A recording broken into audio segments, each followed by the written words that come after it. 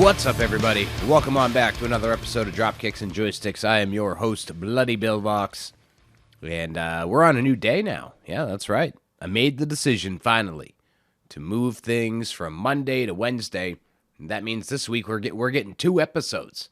Two episodes in 1 week, and then starting next week, also changing the posting time. We're going to go early. 6 a.m. Eastern. 6 a.m. Eastern, that's right, 6 a.m. Eastern on Wednesdays. You can get it on YouTube for the video version, Spotify for the audio-only edition. I made this decision because it was getting to the point where I'm recording anywhere from 6, 7, 8 days out, and then I'm having to sit on this and remember to schedule it, and it was just becoming a little confusing for me. So I figure, excuse me, I had to clear some water there, in case you heard it. Anyway, so I figured to make things easier on me, because I couldn't make myself change the recording day. I'm like set on Mondays and Tuesdays here, a couple weeks to get away from me, but for the most part, I'm Mondays and Tuesdays. So I just said, hey, I don't need much time to turn this around. I talk about the game, I record the footage, I edit it all together, and we're good to go. In fact, usually by a Wednesday, I'm all covered. There's no work left to be done on the podcast except pushing the links and saying, hey, the latest episode is available and the next episode will be about this. So this week it makes for a quick turnaround time, but then in future weeks it's going to be the exact same thing. I'll record it on a Monday, we'll post it on a Wednesday. So make sure that, if you got a calendar or your podcast, you move me from Mondays at 12 to Wednesdays at 6 a.m. Eastern. I figured that way maybe we can work our way into people's morning routines potentially. I'll try to keep the language a little on the lesser side, but in case anybody tries to listen in a workplace or something like that, I don't know where people consume things. I've been following the analytics recently. It seems like things are down a little bit lately when it comes to the show. A lot of the other content is doing well, but things are down lately with the show. And I understand there are some games people may not want to relive, and they may not want to hear me talk about for 45 minutes. And then another thing that I kind of noticed, and you got to follow your trends sometimes. This will be the last bit before we get into the topic, because it kind of affects how fast we get into the topic. I've been noticing ever since I started covering current event type stuff in the show, that's where some of the dips have been starting to come, and that might just be coincidence. It may not be. Maybe folks are not wanting to stare at the thumbnail for 15, 20 minutes on YouTube before getting into the gameplay, and they don't want to skip ahead. I'm not really sure, but in an attempt to kind of shore things up and keep things nice and proper, I thought it made more sense to stop talking about current events on this show. Someday I'm sure we will evolve into reviewing pay-per-view events, special events, TV, and all that stuff. There's only so many wrestling games. I mean, there's plenty. We got plenty of time.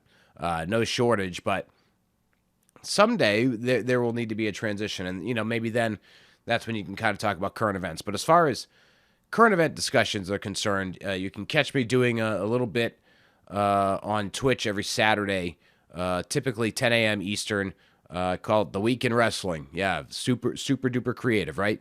The Week in Wrestling, I'll talk about any stories that I caught during the week, because right now I don't have live TV, so I'm not watching any of the programs.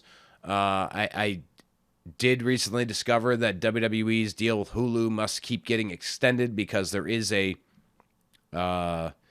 edited version of SmackDown on Hulu right now. And considering that's a 2-hour show, that actually probably won't be too bad of an edit. I think Monday Night Raw is still being posted as a 90-minute edit as well. So, I can kind of keep up with the current events, but if you want to hear more of a current event discussion, go ahead and drop a follow. Twitch.tv/BloodyBillVox. We're there every Saturday, sometimes Sundays. I'm starting to think I may not commit to Sundays anymore, because Sunday turned into a work day for me. Not like paying work, but work for the podcast and other YouTube content. So this past Sunday, I didn't stream on Twitch like I normally would because my youngest kid was having a birthday party with his friends, and they were sleeping down in our living room. And so that living room is right near my office. So we weren't going to be doing a stream with a bunch of sleeping teenagers and stuff. So, but I did still have work to get done. And so I came down and, they started playing their games again and stuff. And I got a lot of work done, and I still got to bed pretty late, but I don't think as late as I would have. Plus, I added some stuff to my list that I wasn't originally planning on doing. I probably could have been done with my night, I don't know, 9 o'clock on that Sunday if I had just not added things along the way. But, I added stuff along the way. So at least on Saturdays,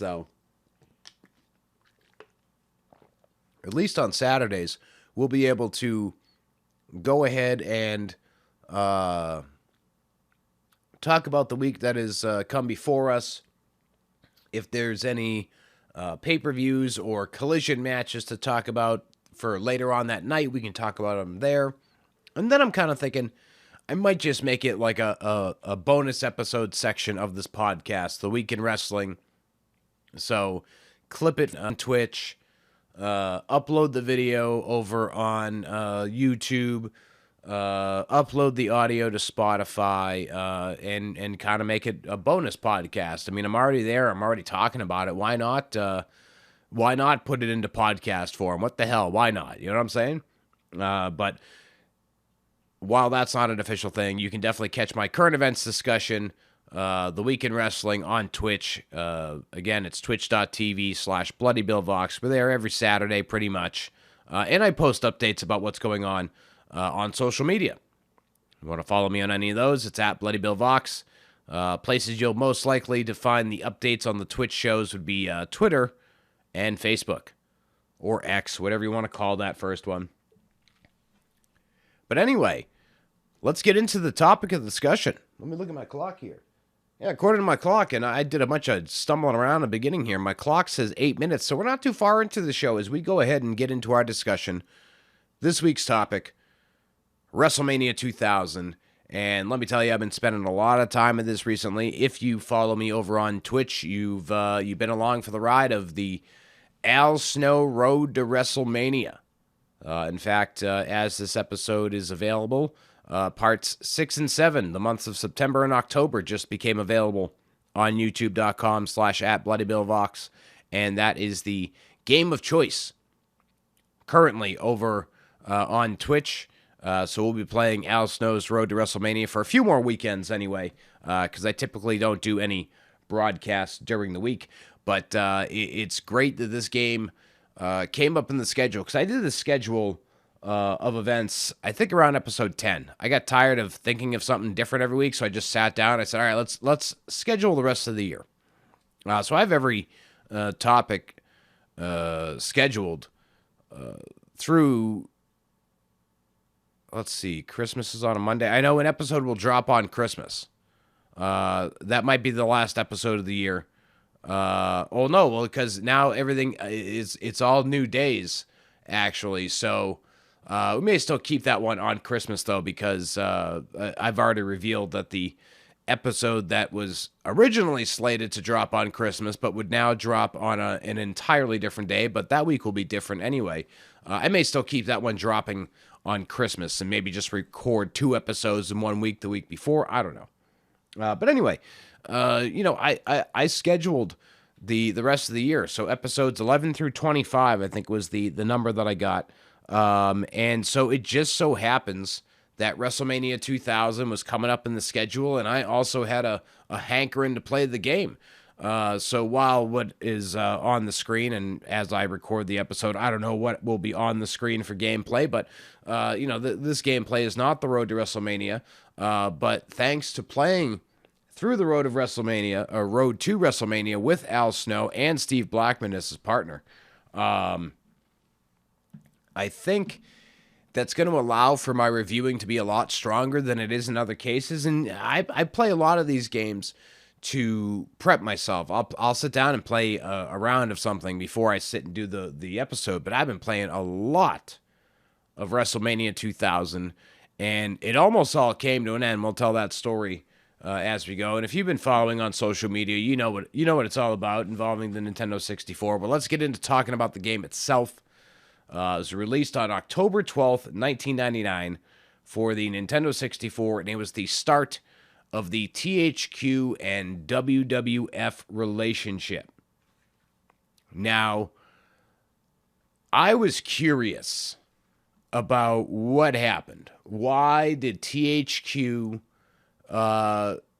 lose the license for WCW? As we all know, THQ produced the early WCW games on the Nintendo 64 and the PlayStation, like World Tour and Revenge and WCW versus the World. Say what you will about, say what you want about them, but they also did the Nitro and Thunder games. Thunder somehow was worse than Nitro was. Nitro wasn't even that great to begin with, but I digress. So I was curious about this, and let me tell you, the story of the video game licenses is so muddled and so intertwined that I had a hard time trying to make sense of it all.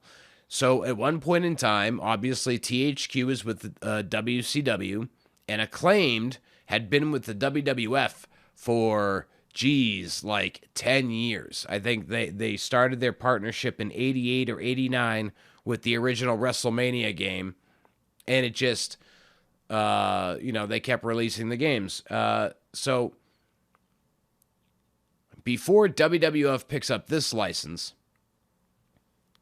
EA comes in and makes a very aggressive bid to WCW for the license. So that is how things kind of go there. EA makes an aggressive bid. They get the bid. THQ kind of announces off to the side that they're not renewing the WCW license. And so now THQ, I guess, finds themselves in real dire straits because the WCW brand, as far as I understood it, and a lot of people like to dog on WCW, but as far as I understood the writing, the WCW brand really helped keep THQ afloat. Now, I couldn't quite figure out what happened between Acclaimed and the WWF. And there was this article written by David Bixban, I think it was his name. I think he may or may not be a controversial wrestling figure. I don't know, and I don't really care. But the story itself was very interesting. So THQ is without a wrestling property. They stumble into the WWF. They strike a deal. They get the WWF license. It gets announced. In fact, when this game, WrestleMania 2000, came out on October 12th, 1999, it was just 3 months removed from what would turn out to be Acclaim's final release of a WWF game in Attitude. So within 3 months, one of Acclaim's competitors had taken over making the WWF games and basically made Acclaim look foolish in the process. And of course that, we got WrestleMania 2000 and eventually No Mercy and the birth of the SmackDown series. These are all things that might have happened for the WCW brand. Like, could you imagine if instead of WrestleMania 2000 here, we got Revenge 2 even, or the rumored WCW Live that was supposed to be at least on the PlayStation 2. Could you imagine if instead of WrestleMania 2000 and No Mercy, we're sitting here talking about, I don't know, Halloween Havoc 64 and Starcade 64, because they like to put 64 at the end of titles sometimes. Could you imagine if we were talking about WCW Nitro 1 and WCW Nitro 2, Feel the Flames? I don't know, because of fire and so. I don't know. I'm kind of fantasy booking the names here. But could you imagine if that had never happened. But then Acclaim, who gets pushed out, and 3 months after they get pushed out, they're seeing these great titles already being put out by their competitor with their former partner in WWF. They need to get themselves back into the wrestling game as well. And they do with Extreme Championship Wrestling. In this article, there is a host of what I see to be, in the article title kind of indicates it, lies and lawsuits that change the wrestling business forever. For heaven's sake, the WWF actually sues THQ while they are working together. It was basically sounded like misappropriation of the WWF and SmackDown logos to use those games to instead sell a Excite Pro Wrestling series, which doesn't necessarily use the WWF branding, but is more of a Japanese thing. Again, I tried to make heads or tails out of all of this before I sat down, and it just confused the ever-living hell out of me. But it intrigued me so much that I'm really thinking about maybe reading that article and kind of making a video or a podcast, a bonus episode where I talk about that weird web of history, because I thought it was just as simple as WCW and THQ couldn't come to terms, so THQ went and got WWF. EA Sports, seeing WCW without a partner, decides, hey, let's get in on that. And then Acclaim, who's out in the dark, says, well, I got to get back in the wrestling business somehow. So we go after the ECW property. The only problem with Acclaim getting the ECW property is that they basically made WWF Attitude 2 and 3. The ECW games, the first one plays okay, but somehow Anarchy Rules is just a shithouse. But we'll talk about those whole different time, a whole different day. WrestleMania 2000 itself, it was very simplistic in the game modes and everything else. So let's read the official description now. This time around, I must admit, most of my notes do not come from SmackDown Hotel today. In fact, only these two. Let me just double check here. I didn't make a note on that one, but I think other than these first two paragraphs, yeah, because these are from different places and they're basically both the description. So we'll just give this to SmackDown Hotel. Then the rest of the info, the roster, because I like the list form. It's one thing SmackDown Hotel does that I don't like is the blocks. So if I don't have the patience to try to figure out how to copy the roster off there or write it down by hand or whatever, I go somewhere else for my list. So today we've only got two paragraphs coming to us from the SmackDown Hotel, and it is the description, if you will. So here we go. SmackDown Hotel writing this one up. WWF Wrestlemania 2000 is a wrestling video game originally released in 1999 on the Nintendo 64 console. It was based on the World Wrestling Federation's annual pay-per-view, WrestleMania, and features a 59-character roster. WrestleMania 2000 was the first WWF game released by THQ. The wrestling company ended its long relationship with Acclaimed Entertainment after witnessing the video game success of its competitor, WCW, on behalf of THQ. WrestleMania 2000 shared its game engine with the Japan-only release Virtual Pro Wrestling 2. I can't read that. The game would be succeeded by WWF No Mercy in 2000. Now, of course, it's not as simple as they wrote it. We kind of already talked about that, so we can go ahead and dispute that claim written on the SmackDown Hotel website, because it was not just as simple as WWF saw the success of THQ and said, I got to get me some of that. It was also a case of THQ and WCW had a falling out, and the license was available, and THQ needed somebody else to be in the portfolio because WCW had kind of saved the day for their operations.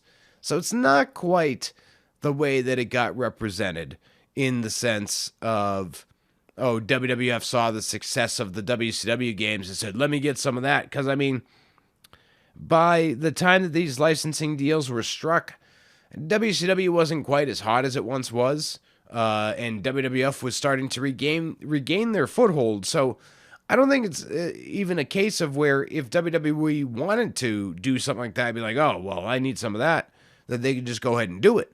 But at the end of the day, they did get the license. So as I was saying, the game itself is pretty simple.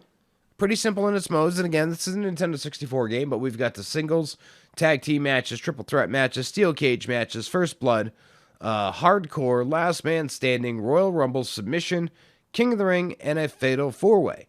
There's a little asterisk next to first blood, hardcore, last man standing, submission, and fatal four-way, where it says these match types are made possible by changing rules of any match.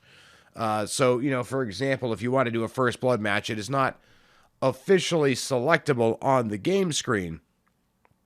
But if you go on the menu for bloodshed, you've got yes, ref stop, and no. You would pick ref stop, which would mean that the blood is possible, but as soon as somebody bleeds, we're out of here. Game over, pal. As it noted, WrestleMania 2000 boasts a roster of 59 characters, and because I'm good at reading most of the time, we're going to go ahead and rock out through the character listing here. We got, looks like they followed the order of how they appear on the screens, just for the sake of noting here, because I was like, oh, this is a weird order to take it, but if I'm remembering this all correctly, this is the order they appear on the select screen. So we got Stone Cold Steve Austin, The Rock, Mankind, Triple H, The Undertaker, Kane, Big Show, X-Pac, Road Dogg, Billy Gunn, Ken Shamrock, Chris Jericho, Vince McMahon, Shane McMahon, The Big Boss Man, Test, Godfather, Val Venus, D'Lo Brown, Mark Henry, Jeff Jarrett, Farouk, Bradshaw, Edge, Christian, Matt Hardy, Jeff Hardy, Gangrel, skipped over him, my bad, Al Snow, Hardcore Holly, Draws, Prince Albert, Steve Blackman, Chaz, or Mosh, known to you, Headbanger fans, followed up with Thrasher, Midian, Viscera, Meat, The Blue Meanie, Brian Christopher, Scott Taylor, and then we've got some ladies involved in the game. We got Chyna, Tori, Deborah McMichael, Ivory, Jacqueline, Terry Runnels, and then we've got Pat Patterson, Jerry Briscoe, and Michael P.S. Hayes. And then we've even got some hidden characters that you can unlock through playing the Road to WrestleMania mode. You can unlock Shawn Michaels by winning the WWF Championship at WrestleMania.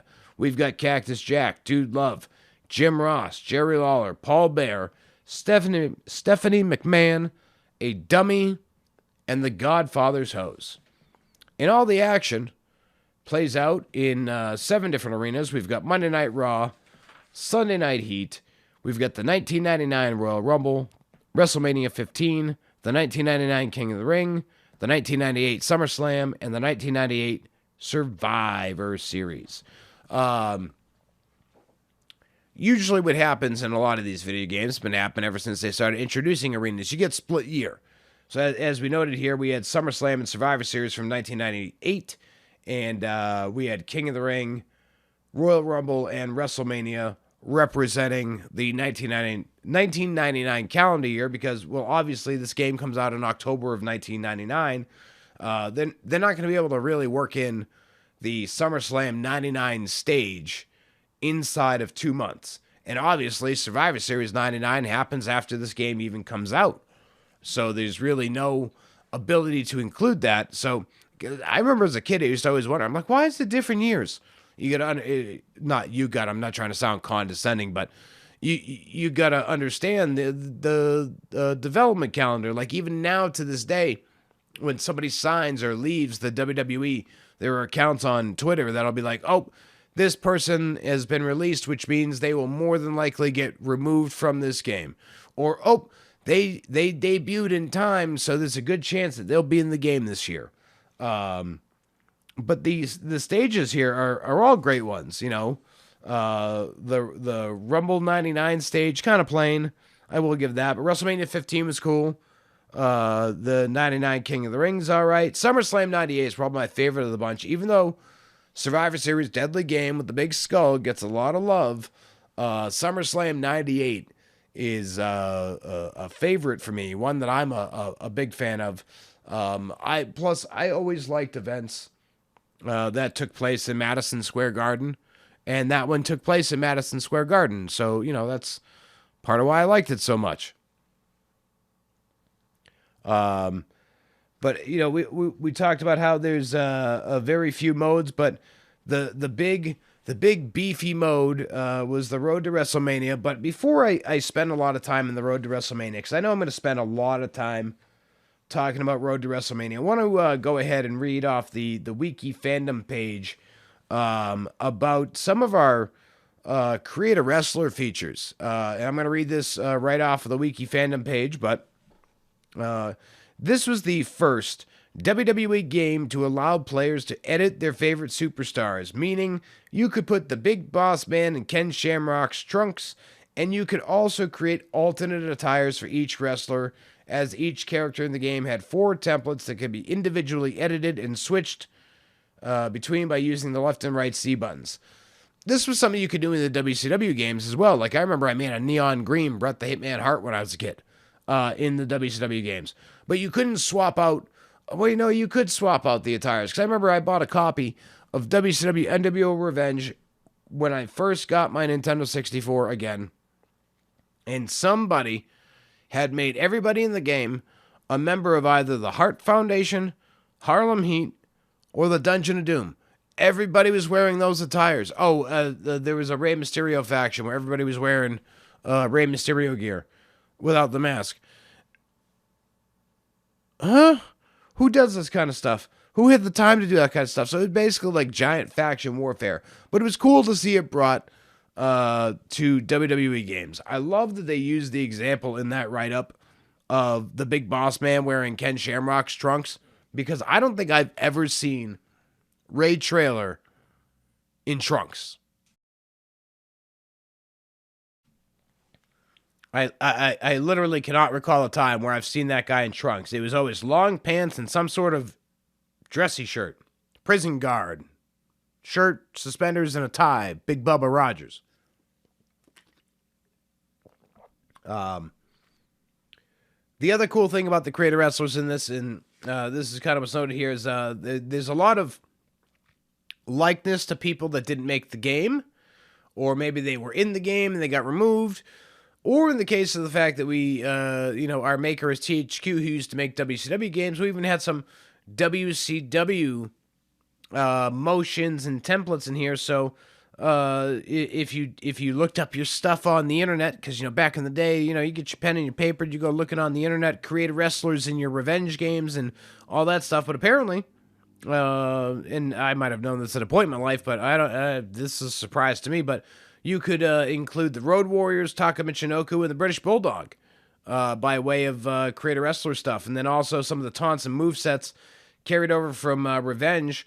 Where you could create Goldberg, Kevin Nash, Scott Hall, DDP, and the Macho Man Randy Savage. They did say that one of the drawbacks of the Creator Wrestler was the limited spots. Obviously, it's a Nintendo 64 game, so what the hell are you going to do? Obviously, it's going to be limited in its spots, man. It's going to be limited in its spots.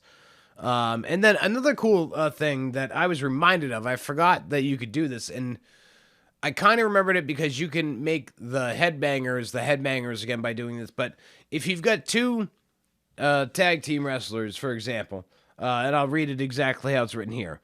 Making 2 superstars' entrance musics the same, if they were a real-life tag team, they would be introduced as such. For instance, matching the Road Dogg and Mr. Ass's theme tunes would lead to them being introduced together as the New Age Outlaws before a tag team match. Now, if you know, Billy Gunn's theme song in this by default is "I'm an ass man." Bow, bow.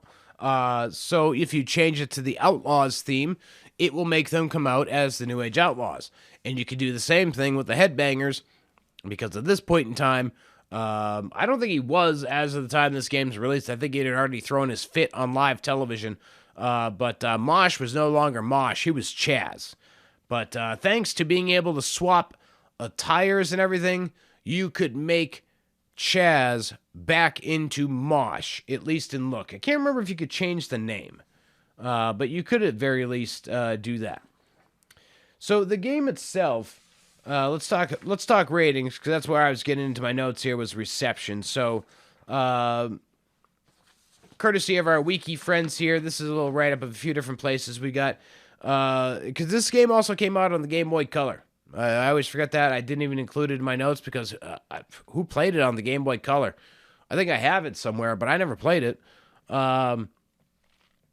The Nintendo 64 version of the game received favorable reviews, while the Game Boy Color received mixed reviews, according to the video game review aggregator Game Rankings. Oh, I should keep that in mind, because I struggle every damn week to find who did what for ratings on certain games. It says Daniel Erickson of Next Gen said of the former console version, wonderful gameplay even overshadows the lack of quality audio. Stuart Clark of the Sydney Morning Herald said of the same console version, the strong gameplay will even appeal to non-wrestling fans, and with up to 4 people able to fight simultaneously, it's sure to be a popular party game. In Japan, Famitsu gave the game console version a score of 28 out of 40. It's an interesting scale, out of 40.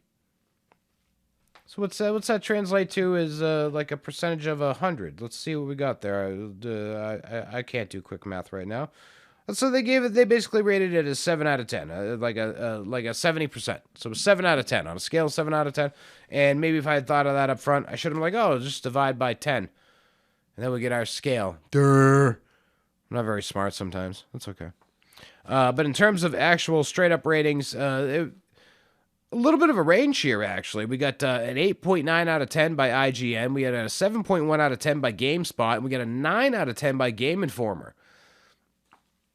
I think I'd kind of fall in the middle. We'll go into that a little bit more in the end. But let's talk the road to WrestleMania, though, because I was jumping over. I'm getting all confoozled and confuzzled. There you go. You see me get my notes together. You hear that? You hear that? You hear that? That's my notes getting together. So, in my upfront notes, I always talk about stuff. So, it's talk about the road to WrestleMania, Al Snow saga. That's a note. But here we go. I want to tell this story. I want to tell this story as the lead-in to me playing this road to WrestleMania mode. So, when WrestleMania 2000 first came out, I had a Nintendo 64. But let's see, it's 1999. I'm 14 years old. I may or may not be working at McDonald's at this point. Either way, if I'm working at McDonald's, I'm making I remember when I worked there, I made $5.15 an hour. So I'm not making much money, and I'm a minor, so they're only letting you work 2 hours a day, so you're not getting a lot of money. But at some point in 98, 99, I moved across the city. So I wasn't living right across the street from my buddy Jake and Ben and the other guys. So I had to ride my bike or walk to go hang out with them. So when this game came out in October of 1999, I didn't have the money to get it. And so I'm going to hang out with my buddies, pretty much on an everyday basis. I'm usually getting off the bus, finding a way to get on their bus so I can get off in their neighborhood and go hang out with them till I need to be home. My mother was always very flexible about that kind of stuff because I had given her good reason. She goes, you never come home in trouble. I've never had the cops called. We're a couple of years away from that happening. But in any event, I'd be walking home. And where I lived, it was at the basically the south end of our main street in the city I live in. It's not Main Street, by the way. We do have a main street, but that is not our main street. Very weird. But anyway, so I'd be walking home, and I cut through this fence area, and I'd be walking, and there was this house that had one of those big picture windows. And so when you walked by, you could see what they were watching. And now this place had never, ever caught my attention before because, It was either games that didn't interest me or they were just watching TV. It's just one of those things that you see as you're walking down the street. But then all of a sudden, this house starts playing WrestleMania 2000. And it's getting to the point now, I've already asked for it for Christmas. Like, I'm that on top of it. And I'm pretty sure I got it for Christmas that year, or as I like to always throw out as a possibility, that I got enough gift cards or cash and went and bought it for myself. But either way, I got it at Christmas. I know that much. But as I'm walking home, I'm becoming like jealous of this house. This big picturesque house. This house that has WrestleMania 2000. Those motherfuckers. Oops. I said I was going to try and keep the language down, and I go, those motherfuckers. Now, I would walk by, and I would get the green eye envy, as they say. I was jealous as all hell. I was like, man, I want to play that game so bad. And of course, because it was a new game, there was no renting it. It was always gone. And anytime you tried to show up for it, somebody always had it out. I swear, back in the day with popular video games and movies, the number one question that these video clerks must have been asked is, when is the next copy going to be getting returned? Because I knew people that would try to stake out the movie rental places in order to be able to rent something they wanted to rent. But me, on the other hand, my Blockbuster was across the bridge. It was a hell of a bike ride. We're heading towards cold weather. In 1999, I think I was still pretty much a fat kid, so I wasn't walking further than I needed to because I was kind of lazy on account of being a fat kid. My knees always hurt and all that sort of stuff. But every time that I'd go hang out with my buddies, I'm walking back. These motherfuckers were playing WrestleMania 2000, and I was like, man, I wish I knew these people. I remember walking back from my friend's house to go home before I had that game and feeling so jealous, but also so sad because I love professional wrestling. Like, I just recently finally watched the Vladimir Superfan documentary. And if you have not watched it and you are listening to this episode on, what is it going to be, November 2nd, if you're listening to this on or after November 2nd, if you live in the United States, get your ass on Peacock. If you live internationally, get your ass on the WWE Network and spare 37 minutes of your day to watch the Vladimir documentary. Not only is he a super fan, in fact, he's the only certified WWE superfan, but not only is he that, he's a beautiful damn soul. Like, good Lord, man, I'm not afraid to admit that I welled up a couple of times during this documentary, and I even gave my lady a warning because she likes to watch these docs after I've watched them. I said, you're gonna cry. Because not only does he love professional wrestling, he's got a love for family, for friends, for everybody, but he said a line in this documentary that stuck with me, and he goes, if I didn't have wrestling, I have no life. And that hit me right in my soul, and I bet a lot of wrestling fans felt the same way because wrestling is such an escape. So the reason that I mention that is because as I'm walking by, watching this other house play WrestleMania 2000, not only am I jealous, but I'm sad. Like a deep sadness because it's a piece of wrestling that I am not able to experience. It's WWF's first game on the THQ system for the Nintendo 64. I know how much fun I had with World Tour. I know how much fun I had with Revenge. And I just want to play this game so bad. But Christmas is coming, so you can't ask that. I'm pretty sure my mother would already taken on a second job to make sure that she was able to provide Christmas for us in the way that she wanted to be able to provide it. My sister and I, we were always happy with our stockings, and I'm sure we would have been happy with one or two gifts. Better to get something than nothing. Better to just be with the family, period. Never mind the gifts, but, as a kid, my mother always went above and beyond. So the point I'm driving at there is I couldn't ask for it. I didn't have the money to save for it. I didn't, I was working McDonald's, and I think at this point I had a cell phone because I already had my first bill and everything, but it was a piece of wrestling I couldn't experience. And I just remember I would make my walk slow down, not to look in their house at anything other than the TV. And that might sound creepy from the outside, but I would just kind of slow my walk just a little bit so I could get glimpses of what this game really looked like. And, within 2 months, I had my own copy of the game. But I wanted to share that story because it made me truly appreciate when I finally got the game and was able to dive into the road to WrestleMania all on my own. I was a happy kid. Now, obviously, I started off with the exhibition matches, going back to that, the listing of the matches and stuff. I did my singles, I did my tags, cage matches, and I hate tag matches in this game. Royal Rumbles, King of the Rings, and all that sort of stuff. Excuse me.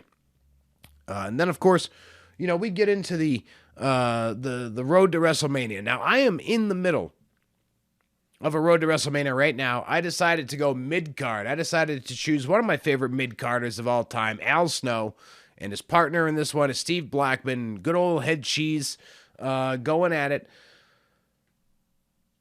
Now, I'm willing to fully admit, I'm 39 years old now, or I'm gonna be 39 in January. I'm already jumping myself ahead, but I'm closer to 40 than I was when this game came out. When this game came out, I was 14 years old heading towards 15, right? So surely I had much more patience for games back then. And I know I had that gamer rage because I've mentioned it either on this show previously or on Twitch that one time I played American Gladiators, and that game made me so angry that I put my fist through the top of my Super Nintendo, fixed it with duct tape, and it continued to last for another 2 years. So I know my gamer rage was there, but I just do not for the life of me recall the Road to WrestleMania mode being such a shithouse. And maybe it's because when I used to play, I played with all the big names, right? I was playing with Austin, The Undertaker, Triple H. I liked playing with Big Show and Kane because they were giants and they packed a bigger punch. So I was pretty much more often than not playing with main event talents that packed quick finishers. Like, Austin had the stunner. Taker had the tombstone. Triple H the pedigree. Big Show had the choke slam. Kane, can't remember if it was choke slam or tombstone for him, but either way, I like those quick finishers. Like same thing when I would play Revenge. I like to play with Goldberg because of the spear, the Giant because of the choke slam, Scott Hall and Kevin Nash because of their power bombs and outsider edges. But right now, I'm playing with Al Snow, and maybe that has something to do with it, but good Lord, I don't remember this game being such a challenge. And I'm enjoying it. I get mad, definitely get mad. But I'm enjoying the challenge of going back to it. It has been years since I have played a Road to WrestleMania mode in WrestleMania 2000. I can't remember the last time I've done it. I can't remember the last time I really sat down with the WWF Nintendo 64 games for a lengthy amount of time. When Scott Hall passed away, I did a WCW NWO World Tour stream, and I played as Scott Hall in tribute to him. Not too long ago, we did WCW NWO Revenge as a podcast episode, so I spent some time playing it, did the championship mode with Raven to win the World Heavyweight title. But this is the first time in a long time that I've really sat down with WrestleMania 2000 and played a lot of it. So I'm in it right now. I mean, with Al Snow, I'm the tag team champion. I'm the hardcore champion. I'm the European champion. I just need to win the Intercontinental and the WWF Championship. And then basically I'm working every single damn pay-per-view. So let's tell you about the Road to WrestleMania mode, and then we'll keep talking about my current experiences. We'll wrap into the what was going on in WWE at the time or WWF at the time, and then we'll start wrapping things up here because little did I realize I've been chatting for quite a while. But anyway, here's our description of the Road to WrestleMania mode thanks to the Wiki fandom page. The story mode placed the player on the long road to WWF glory. Starting out as a rookie, the player would gradually work his way up the ladder and earn opportunities to gain various WWF titles, win various tournaments, and be challenged by various wrestlers, and ultimately main event at WrestleMania 2000, aka WrestleMania 15. Although the story mode was long and extensive in the amount of matches it pitted the player in, there were no branching storylines, and if a player lost a match, it was recorded as a loss in their win-loss record. In fact, wrestlers were expected to defend each title in pay-per-view events. For example, if you held the European Intercontinental Tag Team and WWF Championship, the player would have to fight 4 fights in one pay-per-view, something that would be unrealistic in real life. They were often feuds at different parts in the storyline, occasionally with one wrestler calling out another in the middle of the ring. Also, feuding wrestlers would often interrupt matches, helping the opponent. However, the season continues whether or not you win or lose your matches. If the player progresses through a winning season with a created wrestler and then starts a new season as a new created wrestler, the first character will still be used in the season mode, which is a cool little feature. So, like if, say I made myself in the game and I go through a run, and then I make a different character, my character, the original guy, will still be in there. So that's pretty cool. But like I said, I didn't really ever do the creative wrestler. I thought, I never really viewed myself to be a creative person. So I didn't often create wrestlers in the game unless they were me. And before I was a wrestler, I didn't really know what to create. So I really didn't start making myself in games probably until SmackDown Here Comes the Pain. That might have been one of the first games that I actually made myself in as a former named Sin from Las Vegas, Nevada. The War Machine Sin. Played around in a what Jim Cornette would call a mud show outlaw bullshit promotion. And that was the character for a number of years. I stole the name from Road Rash 3D. But anyway, I digress. Back into the Road to WrestleMania story. So, as I was saying, I'm in the middle of this Road to WrestleMania thing with Al Snow, Road to WrestleMania with Al Snow. And doing that actually put this episode in danger of even being recorded. I mentioned it during last week's show. I said we'd probably have an answer. We would know what happened with my Nintendo 64. And I told the story in last week's show, but I'll tell it again. I fire up that Nintendo 64, live on Twitch, getting ready to play. All of a sudden, color vomit all over my screen. I got color vomit everywhere. There's nothing going on. I cannot get this Nintendo 64 rolling. And so I had to end my broadcast. I sent the viewers off somewhere else. And I had to start resigning myself to the fact that my Nintendo 64 might actually be dead. I was like, oh no. My Nintendo 64 may have actually met an early demise. But thanks to some wonderful fine folks, oneupcard.com, I got myself a console cleaner and a couple of mini cards. I've used these before in the past on a really beat up Nintendo 64 because the Nintendo 64s, they were the first Nintendo console to introduce a different kind of bit where you need what is called a game bit to open it up because otherwise you can't do it, and it makes it very tough to clean the insides of the Nintendo 64. So the folks at OneUpCard made a super duper little product, a little pricey. I paid $30 for the entire kit, but for how much it ends up saving you, and it's not a one-time use kit either, I think it's well worth it. But you might see this little cartridge and a couple of cards and a bottle of what ultimately is rubbing alcohol for $30 on Amazon and go, whoa, that's a bit much. But it's not one use. So we're playing this Al Snow mode. The Nintendo 64 dies. I had my plans of what I would have done in the event that we weren't able to record this. But it's funny that this episode almost didn't happen. Or it would have happened eventually, but without a Nintendo 64, and I will not do emulation, especially on a game like this.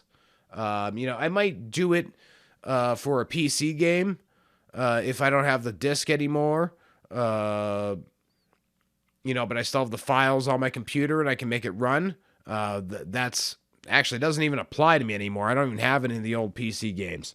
Because I used to have like Raw, and you could extract the files and yada yada. I don't know. I used to play around with a lot of that different stuff. But Nintendo 64 emulation specifically is a pain in the ass. It can be done using a PlayStation controller. I have done it in the past. But emulation with a Nintendo 64 can be a real pain in the ass. So I was going to have to change gears. But thankfully, thanks to the fine folks at oneupcard.com, we were able to save the Nintendo 64 and thus save the Al Snow Road to WrestleMania. Save this episode. It's allowing you to see the gameplay that you're seeing on the screen. Yeah. I kind of lost my train of thought because I was like, there was something you wanted to talk about. Oh, the horrible audio quality was mentioned in the receptions earlier. Horrible audio quality. Wanted to jump into that. Yes, the audio quality was terrible, but I was still thrilled because it was updated WWF theme songs. But then I was also disappointed because basically a lot of them are just like 10, 15, 20-second loops. One of my favorites that I can think of is the Ministry of Darkness theme. The whole time it's just dun dun dun dun dun dun dun dun dun dun dun dun dun dun dun dun dun dun, instead of including the you know, that little breakdown part. It's just the dun dun dun dun dun dun dun dun dun dun dun. So I love the loops. I love the slideshow Titantrons. Those were amusing. Some of my favorites were Steve Blackman's, actually. Blue Meanies. Seeing him in like a slideshow doing his meanie dance. That was fun. But the Road to WrestleMania mode, ultimately, getting back to that and closing that up real fast because I'm going through my notes here, making sure I'm covering everything, and then I saw that sound note. But let's finish up our Road to WrestleMania thoughts, and then we can finish up all the notes here and start wrapping things up here. 2 episodes in 1 week. We going crazy. But the Road to WrestleMania mode will continue for me on Twitch every weekend until it's done. We just posted 6 and 7 parts, that is. Over on YouTube, so that leaves 8 through 12 the rest of the year leading up to WrestleMania. How will it all turn out for Al Snow? Of course, in general, if you finish things out and win the championship at WrestleMania, you will be confronted by Shawn Michaels, the Heartbreak Kid, and if you can defeat him, he becomes unlocked. Of course, other ways to unlock the other characters along the way, but I always loved season mode stuff as a kid, and I still love some season mode stuff now as an adult, although it's a lot tougher. Like, you used to play the season modes in basketball, baseball, hockey, football. Football was easy because it was 16 plus the playoffs. But now, trying to keep up with all this stuff would be a headache. But I will say that while this game is essentially like a second revenge, the season mode is well worth it alone. And out of the two, WrestleMania 2000 and No Mercy, I think this is the easier one to pick up. The roster is solid. There's a lot of good stuff going on with it. But before I start giving away all of my final review, let's take a look back at what the hell was going on in the WWF in October of 1999, because it was a wild time. 5 days after this game was released, WWF had No Mercy from the Gund Arena in Cleveland, Ohio. I think this pay-per-view is most remembered for the Terry Invitational Tournament, or the TIT, with the ladder match final between the New Brood and Edge and Christian, who were the former Brood. The tournament was assembled by Terry Reynolds, who wanted a tag team to manage. And I wrote down incorrectly in my notes that the winner got $10,000, but I saw somewhere else $100,000, and I saw somewhere else $1 million. Either way, you won a nice chunk of change and a nice couple pair of bags for winning this ladder match. And it was the match that put the Hardys and Edge and Christian on the map. Like, they were all catching everybody's attention ahead of time. But when it came down to this match, I think it's what really caught everybody's attention. And ultimately, the New Brood, the Hardy Boys, would win. So they would basically kick everybody else to the curb in favor of Terry, and they would just start becoming known as the Hardy Boys after that. Elsewhere on this card, we got a lot of weird shit going on this card. Let me read you these results from No Mercy 1999, which happened 5 days after this game was released. We had the Godfather defeating Midian. Okay. We had the Fabulous Moolah becoming the oldest women's champion in company history by defeating Ivory to win the WWF Women's Championship. We had the Hollies defeating the New Age Outlaws by disqualification. More history being made. A little less laughable. More groundbreaking, in my opinion. Chyna, the first and only woman to win the Intercontinental Championship, defeating Jeff Jarrett in the Good Housekeeping match. This was Jarrett's final matchup with the company before he went back to WCW to have a run over there because Vince Russo had just left the WWF to head over to WCW, and he had a tight relationship with Russo. And, I think he saw more opportunity over there. And, of course, he became WCW World Heavyweight Champion a few different times under the helm of Vince Russo. So I guess there was some weight to his belief that if he went down to WCW, he might have a better time. Let's see. The Rock defeated The Rock defeated the British Bulldog, although we could argue he was a new British Bulldog wrestling in jeans and work boots. That was a weird look. As we already talked about, the New Brew defeated Edge and Christian. Val Venus defeated Mankind. How the fuck? I did not have time to go and seek this match out. But I'm going to seek this match out. And you will see me talk about it on social media at Bloody Bill Vox. I am going to go out of my way to figure out why the fuck Val Venus was ever beating Mick Foley at anything. Now, Val Venus' character was amusing. He's a former porn star turned wrestler. They did a lot of great vignettes. But why was he beating Mankind? X-Pac outlasts Bradshaw, Farouk, and Kane in a four-way corners match. I tried to see if there was any stakes involved in this, or if we were literally just having tag teams split up and do a fatal four-way. I don't know. And then, in the main event, we got Triple H defeating Stone Cold Steve Austin to retain the WWF Championship in a no-holds-barred match, which sees... Now what, 4 months prior to this, Vince McMahon was the higher power, and now the corporate ministry has gone to hell. Vince is kind of back to playing a babyface. He's a couple of months away from having his own daughter turn on him and marry the biggest heel in the company. But here, he's trying to save old Stone Cold Steve Austin. I was just listening to 83 Weeks before I started recording this episode. Eric Bischoff, Conrad Thompson, drops every Monday. And Conrad talked about how 1999 was a weird time for him as a fan because the product just wasn't hitting the notes in the way that it used to.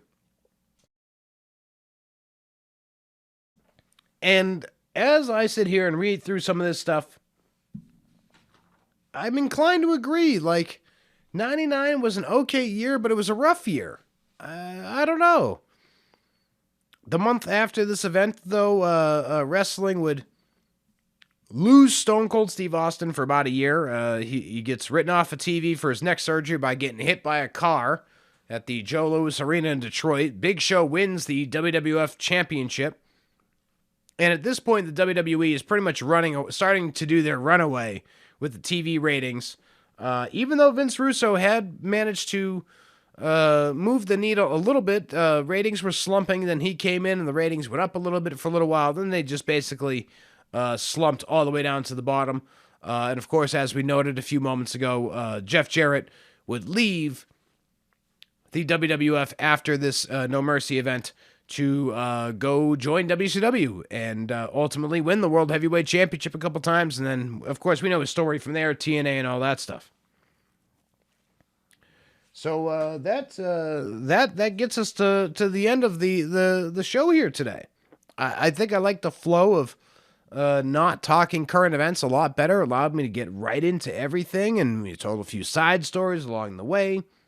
So I think this is a good way to do things. Focus more on the topic at hand. No more current events here. If you want the current events, head on over to twitch.tv/BloodyBillVox.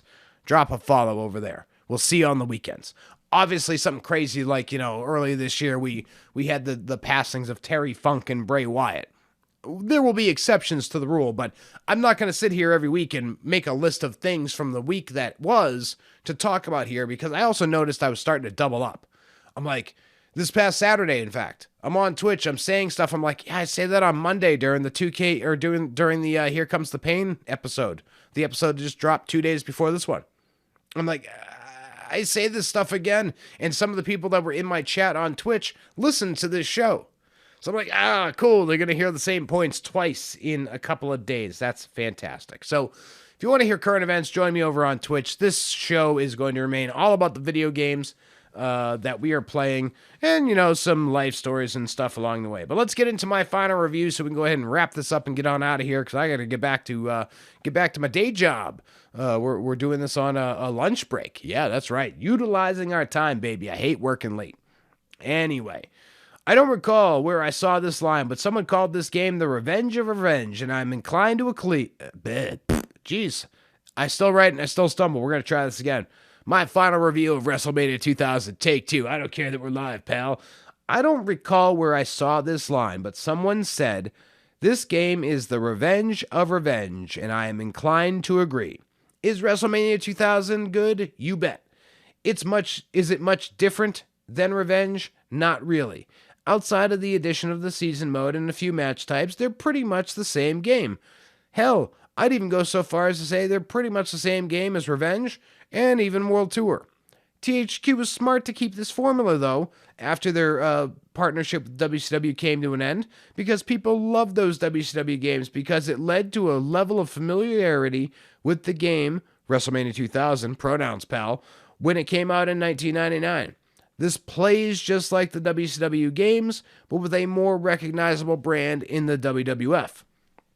The gameplay is super simplistic, and just about anyone can pick up the game and play it without much effort. But if I had to critique this game in any way, it would be the Road to WrestleMania mode. I am absolutely all for a challenge, but even set on easy, the Road to WrestleMania, and I note at 38 years old, makes me want to throw a console out of the window. Obviously, I think it's clear that I would recommend this game, but something about the N64 games makes them so pricey, so if anything, it may be tough to find a cheap copy of the game if you want a physical copy like I did. So in other words, it's not something you got to go out and rush. The retro market comes up and down all the time. I think right now, like a local game shop that I go to is selling it for like $20, which is pretty reasonable. So I think the market is pretty firm on it right now. Not firm, pretty soft right now in terms of its price. My final rating, for once, I agree with my grumpy friends at GameSpot, but I hate the score of 7.1, so I would give this a 7 out of 10. This is essentially WCW NWO Revenge Part 2, and while I don't really consider any of the THQ wrestling games on the Nintendo 64 to be different from each other, if I had to rank them, I think WrestleMania 2000 would be my number 4. All the same, if you've never played and like an easy to pick up but still frustrating wrestling experience, this game would hit both of those marks. So it's a fun note there to mention. I consider them all to be the same. Is No Mercy better? Is WrestleMania 2000 better? Is Revenge better? Which one's better? In my opinion, they're all the same freaking game. Like, they're all the same freaking game. World Tour here domestically started the formula, and each game just kind of built upon it. But if I put World Tour and No Mercy side by side for their basic core game mechanics, they basically play exactly the same.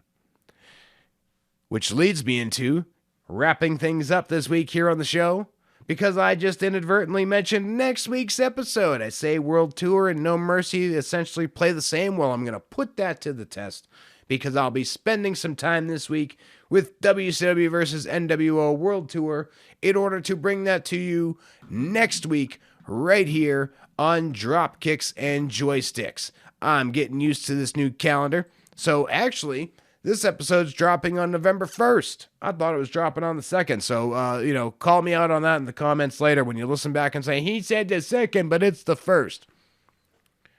So WCW versus NWO World Tour will be available next Wednesday, November the 8th, 6 a.m. Eastern. YouTube, Spotify. There's the places to get the show. But I want to thank everybody for coming along. We're going to wrap things up officially this week here on Dropkicks and Joysticks. Again, next week we're going to talk WCW versus NWO World Tour from the Nintendo 64. Apparently I'm in a Nintendo 64 mood. And we're going to keep that mood going next week. If you want to follow me on social media, you can do so at Bloody Bill Vox, as I always say. If you're on a platform and it's social media and you want to know if I'm there, search at Bloody Bill Vox. If you see me, I'm there.